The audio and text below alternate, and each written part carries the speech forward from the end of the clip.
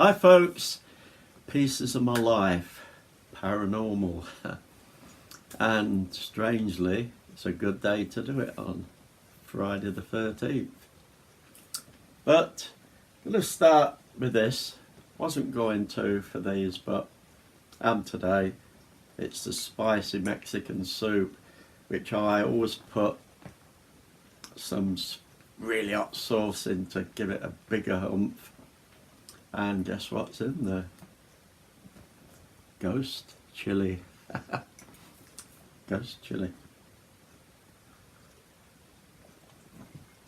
Can't get better than that, can you? It's nice and warm. Anyway, paranormal. I'm not going to go into the details of what paranormal is, the definition of. You can flipping Google that. You've all got something. Google the definition. But what is it in my life? When did it come into my life? I think it's always been there. I think it was passed on to me. It's been passed on from me to at least one or two of my children that have told me things. Anyway, so yeah, as a toddler, I think I saw lots of things that I just don't remember, but as a toddler my grandmother used to tell me stories, well, accounts really, of things that happened to her when she was a child, older. The one I always remember the most, which was probably the first one she ever told me, was when she was younger, young girl, laying in bed, waking up. I imagine she sort of lifted herself up a bit and looked, and there at the side of her bed was her father. And she just looked at him, middle of the night, and said, "Father?" As though to say, "Yeah." And he smiled at her, turned around and went away again, and she must have just gone back to sleep. Next day, says to her father, "Father, why did you come into my bedroom last night to check on me?" And he hadn't. But they checked up on the time that she would have seen him at the side of the bed, and it was the same time that night that his brother had died, and his brother, in all intents and purposes, looked like him. So she always assumed that yes, it was his brother, her uncle, that just come along, looked at her, smiled and said, "Bye." So yeah, that was the first. I remember it coming into my life. I'm not going to go into all sorts of rigmaroles. I'll just lightly cover two things that were important to me for two different reasons a little bit later. They are on here somewhere. Some I don't know if I did a paranormal folder, but I talked about some of the paranormal things I've come across. They were in there, but I will just touch on them. As a teenager, one thing that stood out to me, which showed in a way that it was within the family, was my sister. By that time, my mum and I had moved to a different place. We weren't with the grandmother anymore. My sister was with us, and I used to go and see my grandmother a fair bit. And I said to my sister, "Why the heck don't you go and see Nan? We used to call her Nan. Why don't you go and see her? You never seem to be going to flipping see her. So she said to me, I don't like going, because when I go, this happens. And my grandmother in the main room had this like little sofa thing, for the want of a better word, and she said when I go there and I sleep on it, because there was only one bedroom, when I sleep on it in the night, it feels like somebody gets hold of the foot end and yanks it up. And I couldn't argue with her, because I'd never said to her that when I've been there and I've laid on that and someone's got hold of that foot end and gone. And you know what it's like, if you were laying down, somebody lifts the foot end up, you sort of lose your breath as you're moving. I don't know whether they just gave that feeling or whether they actually did move it a bit, but we both had the same story, and neither of us had told the other. And it wasn't, if you check the sofa, it wasn't one that would tip. So it wasn't the fact of me, you, anybody else laying there and it does that. It was impossible to do that. So yeah, that's when I got a little bit older and I started noticing things like that. But so we don't go well all day on this, two things that have meant something to me for different reasons. One, when I left school, I will put a picture up for both of these, but I left school, I was going to go into catering, and the headmistress got me a job at a place just outside Stratford-on-Avon. It's in the middle of all this fields. You went down this long driveway to it, and they got me a job there to train as a chef. So yeah, I went along, and it was called Ettington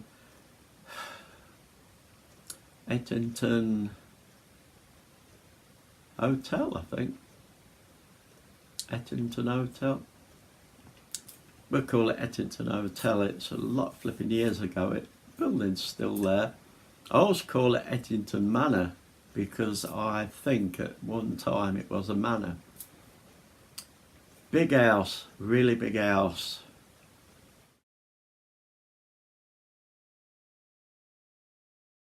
That's what it looks like. Now, I've mentioned it before, maybe when you look at that you might recognise it. That was not that picture, but I think it was 1963, if I'm correct. A film came out in the UK called The Haunting, and that was the place that they did a lot of the filming. And as far as I know, some of the story of The Haunting was based on some of the legend in that place. Anyway, in America, I got a feeling The Haunting had a different name, something like Hill House, something. 1963, Hill House. Anyway, went there, 16 years old, walked through the door. As soon as I walked through the door, whack, it hit you. As soon as you walk through the door, this.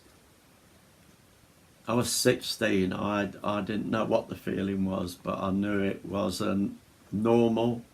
I knew it was paranormal, but it was new to me. I'd never really felt that feeling before.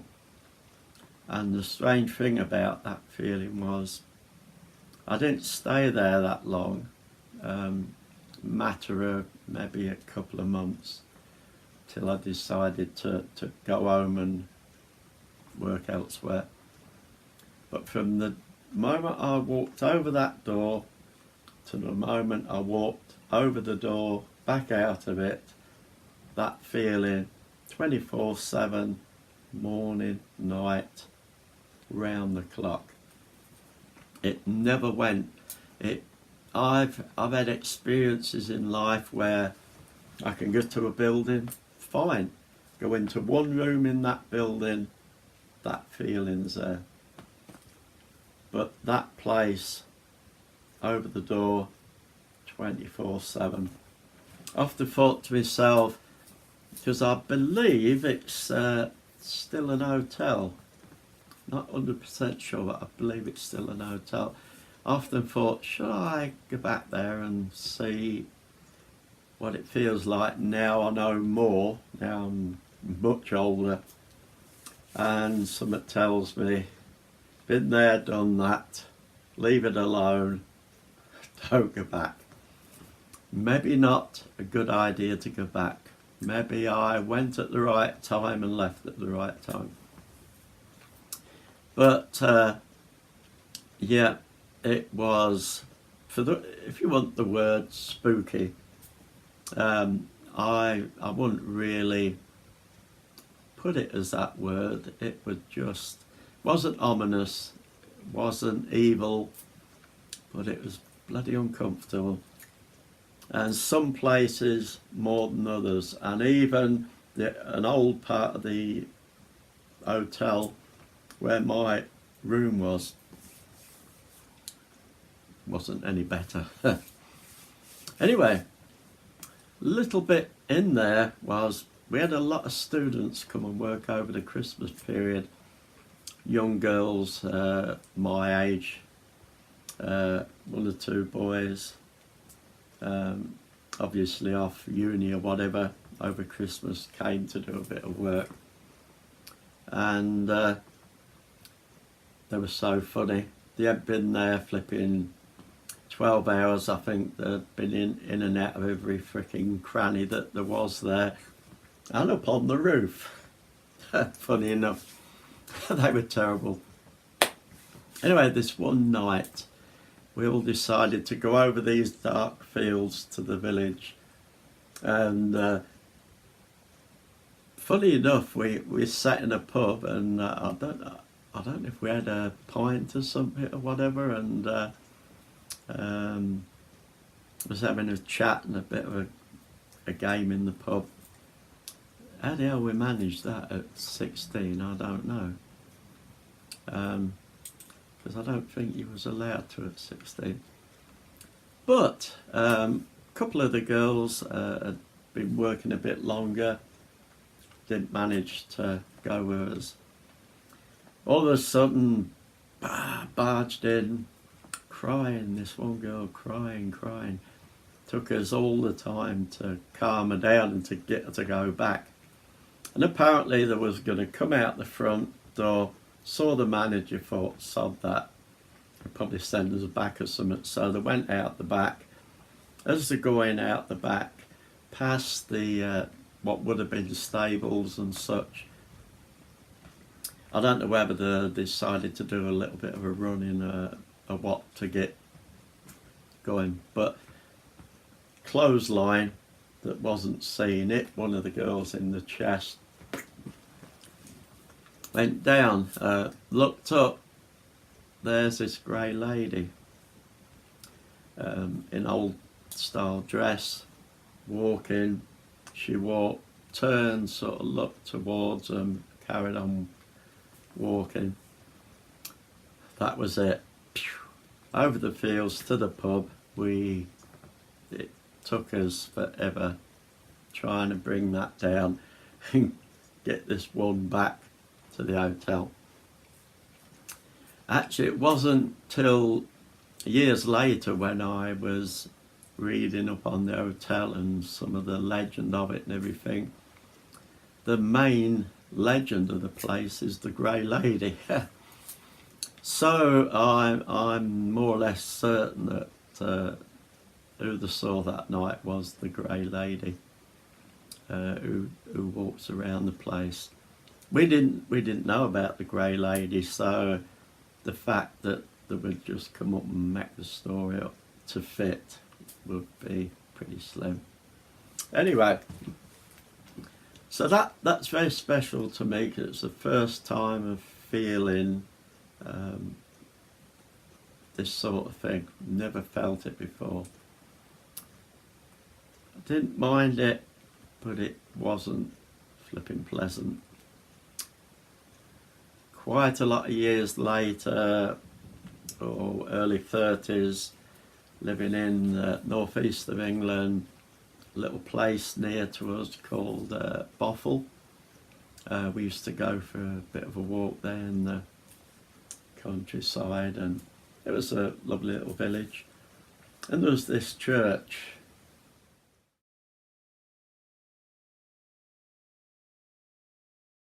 It's quite a nice looking little church. We used to bypass that, go down to the stream and have a mess around there and then back. But I often used to look at it and think, yeah, I should go in and have a look at the churchyard and all that sometime. Never did. Till we was with a friend and his wife one day, and said, let's go and have a look. So we actually went in the gate. Down the right hand side of the church, somebody tried the door, but it was locked, so nobody could get in. So we went further on, end of the church, and then there was a graveyard that went slim and down. And I wasn't feeling good walking along the side of the church. It was starting to build up. By the time I got to the end and they were walking in and I was a bit slower, they must have got about 2/3 down. I was about 1/3 down, and they were looking at stuff and, hey, come on. And I said, no, I'm off back out, I'll meet you out there. It was building up, going along the side, got towards the edge of the graveyard, and every step I took was heavier, heavier, heavier, and I was fighting to walk. And the further I got, this wall just kept hitting me, till in the end I turned around and said, look, I'll catch you out there when you're finished and you come out. Something in that flipping graveyard did not want me there, and each step I took, it flipping made sure I knew about it, and it was literally like going against that, pushing each step I took, till in the end I thought, it's not freaking worth trying it, is it? So yeah, I went back out. Again, a few years later, I was telling someone online about it, and unbeknown to me, they did some Googling and looked up and came back and said, oh, I've been looking up that place. There was a lot of flipping weird and wonderful stuff going on back in the past. So all I can assume it was maybe something to do with the past. I always did say there was something in that graveyard. People had either used it for the wrong purposes, or somebody that was pretty flipping influentially evil was flipping buried there, but they were doing that. I could have carried on. I would have got to the end of it, but I don't know what the hell it would have been like. Yeah, that's not good. So those two things, just going to talk about those two. Those two things are special in the sense, one was the first time I ever come across anything to that extent, to that sort of power, in that hotel 24/7, never ceased. And those few years later in that churchyard, I'll always remember that, because that was like, it was like hitting a wall of evil, and it did not flipping want me to take another step. I tried after a few extra steps. Sod this, I'm off. I get the message. So yeah, and with my children, it's passed on to them. So paranormal activity is part of my life. It happened, it still happens. I think it probably happens more than I assume it happens, because half the time I don't take a lot of notice of it. If you're not used to it, you probably would, but if you're used to it, it just happens, and it doesn't make you go, what? Only occasionally. But some of it I'll touch on in the future in mediumship or something like that, in the pieces of my life. But yeah, I don't want to go on forever, so I'm going to leave it at that. Yeah, that's a piece of my life, the paranormal. Some people say don't exist. It's like lots of other things in life, religion or anything. If you don't understand it, it doesn't exist. If you haven't experienced it, it doesn't exist. I can understand that. I think just about everybody experiences it. They either shrug it off, or I don't want to know. Don't know, doesn't exist. So folks, I'm going to go back to the old ghost here. Hope this ain't gone on too long, and catch you on the next one, which could be the mediumship. But for those that experience paranormal, you know what I'm talking about, don't you? Ghosts to you.